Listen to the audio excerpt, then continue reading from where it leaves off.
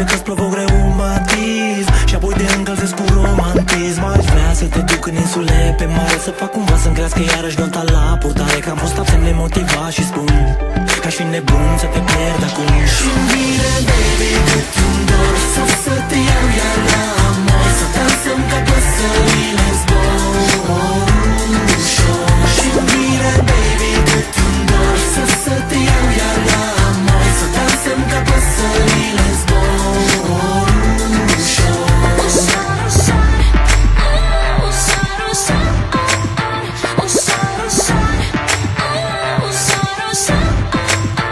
Și-mi pare rău, iartă-mă, poate n-ai auzit, cuvintele nu cântăresc nimic, dar crede-mă, n-am cum să te mint. În fața ta mă simt atât de mic, doar tu-mi faci inima să crească mare, bate mai repede ca orice toboșar și-mi pare că ar fi păcat să ne oprim acum, când am făcut deja jumătate de drum. Și-mi vine, baby, cât-mi dor să te iau iar la amor, să dansăm ca păsările în zbor ușor. Și-mi vine, baby, cât-mi dor să te iau iar la amor, să dansăm ca păsările în zbor ușor.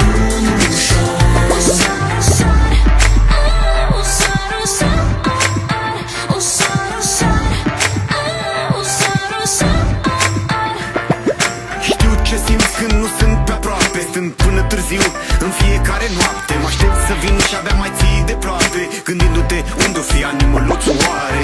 Că-s defect, am dat vina pe fabrică, dar doar a mea și are greutate metalică. Precum un cerc ce vreau să-l ai pe deget, fiindcă tu ești sufletul meu pereche. Precum aripile unui fluture suntem, ca două picături de ploaie căzând de pe munte, sau ca două pietre mărunte, ne armonizăm ca două sunete.